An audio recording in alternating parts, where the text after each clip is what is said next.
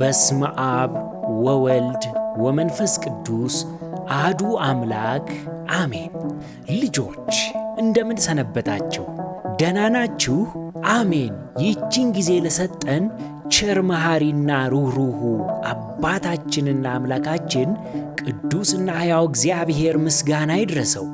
ባለፈው በክፍል 71 መንፈሳዊ ታሪካችን መጽሐፈ ኢያሱ ምዕራፍ 5 ላይ እግዚአብሔር ኢያሱን ወንዶችን ግረዛቸው እንዳለው፣ ይህም በአዲስ ኪዳን በጥምቀት መተካቱን፣ እስራኤል ለ40 ዓመታት ሲመገቡት የነበረው መናም መቅረቱን፣ የእግዚአብሔርም መልአክ የተመዘዘ ሰይፍ ይዞ ኢያሱ መመልከቱንና መልአኩም ከእግዚአብሔር ዘንድ የመላእክት አለቃ ሆኖ መላኩን እንደነገረው፣ ይህም ስለ እስራኤል የሚዋጋው እግዚአብሔር መሆኑን የሚያመለክት እንደሆነ ተመልክተን ነበር። በዛሬው መርሃ ግብራችን ደግሞ ቀጣዩን ክፍል የምናቀርብላችሁ ይሆናል። አምላካችን ቅዱስና ሕያው እግዚአብሔር ያስተምረን። በስመ አብ ወወልድ ወመንፈስ ቅዱስ አሐዱ አምላክ አሜን። የታላቋ ከተማ መፍረስ። መጽሐፈ ኢያሱ ምዕራፍ 6። ታላቋ ከተማ ኢያሪኮም ከእስራኤል ልጆች የተነሳ ፈጽማ ተዘግታ ነበር። ወደ እርሷም የሚገባ ከእርሷም የሚወጣ ማንም አልነበረም።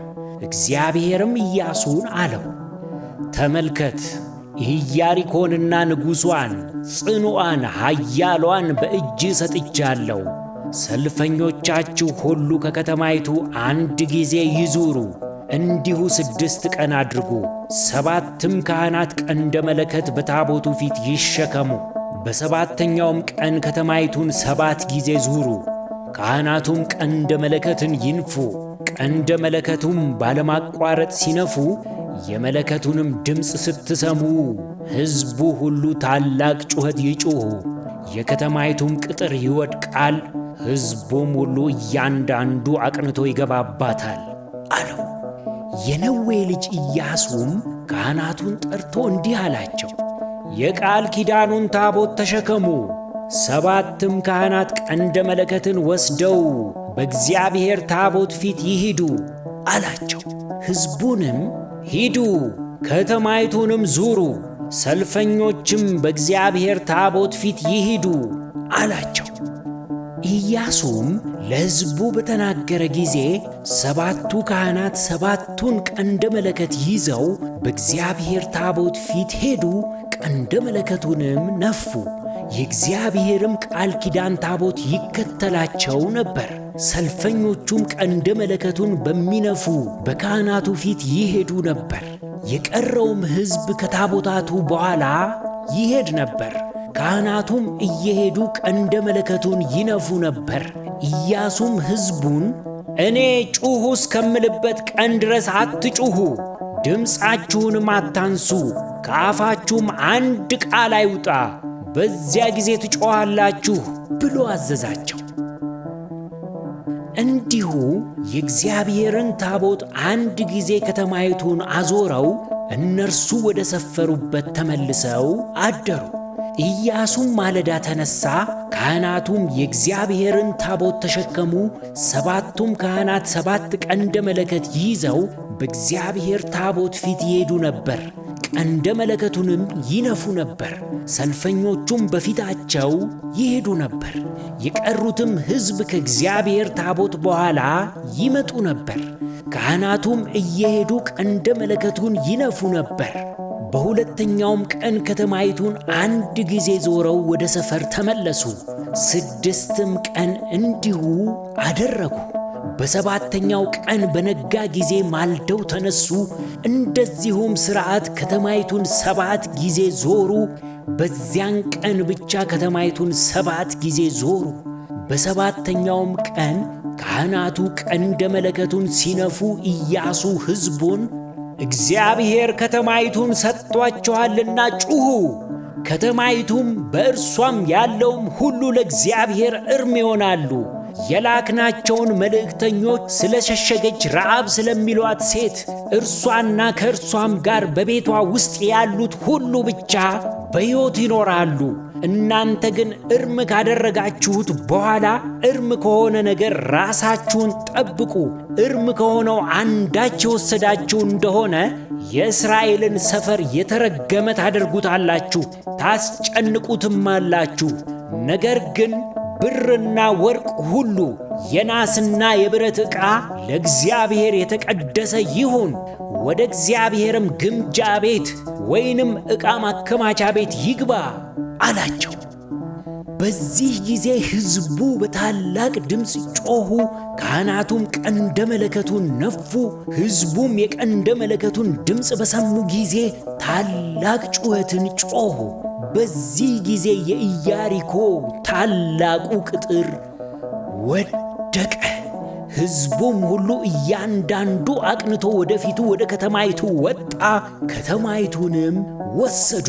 በከተማይቱም የነበሩትን ሁሉ ወንዱንና ሴቱን፣ ሕፃኑንና ሽማግሌውን፣ በሬውንና በጉን፣ አህያውን በሰይፍ ስለት ፈጽመው አጠፉ።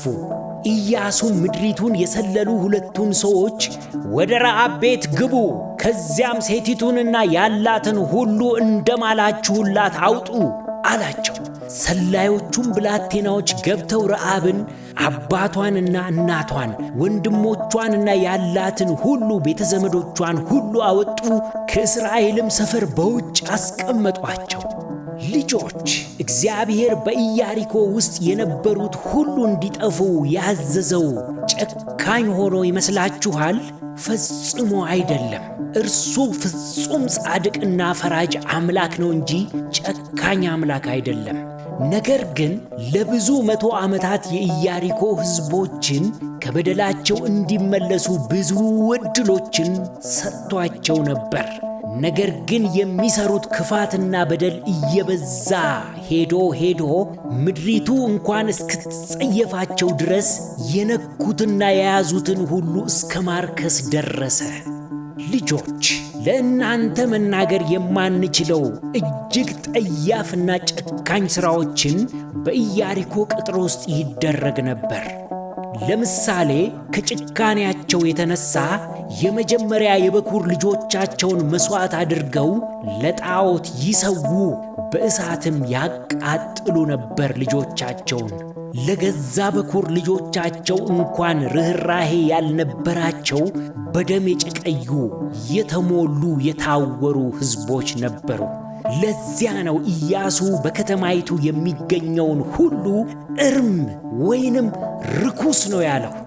ነገር ግን ከመካከላቸው ደግሞ ቅንና እግዚአብሔርን የሚፈራ እንግዳ ተቀባይ እንደ ረዓብ ያለ ሰው ሲገኝ እግዚአብሔር ከነመላ ቤተሰቦቿ ከጥፋት በማዳን በእስራኤል መካከል በክብር አስቀምጧታል። እንዲያውም የሚደንቀው የእግዚአብሔር የቸርነቱ ብዛት ድንቅ ነውና በማቴዎስ ወንጌል ምዕራፍ 1 ላይ እንደተጻፈው ከኢያሪኮ መካከል የወጣችው ረዓብ ከጌታችን መድህናችን ከሕይወታችን ከኢየሱስ ክርስቶስ የዘር ግንድ እስከ መቆጠርም ደርሳለች። እንደዚያ እርም ከተማ ከተባለችው ከኢያሪኮ መካከል ወጣ። ስለዚህ እግዚአብሔር አያደላም፣ በጽድቅና በቅን ሆኖ ይፈርዳል እንጂ። ከዚህም በኋላ ሕዝቡ ሁሉ ኢያሪኮ ከተማይቱንም በእርሷም የነበረውን ሁሉ በእሳት አቃጠሉ። ነገር ግን ብሩንና ወርቁን የናሱንም የብረቱንም ዕቃ ሁሉ በእግዚአብሔር ግምጃ ቤት አስቀመጡት። ኢያሪኮን ሊሰልሉ ኢያሱ የሰደዳቸውን መልእክተኞችን ስለሸሸገች ረዓብን የአባቷንም ቤተሰብ ያላትንም ሁሉ ኢያሱ አዳናቸው። እርሷም በእስራኤል መካከል እስከ ዛሬ ድረስ ተቀምጣለች። እግዚአብሔርም ከኢያሱ ጋር ነበረ፣ ዝናውም በምድር ሁሉ ላይ ወጣ።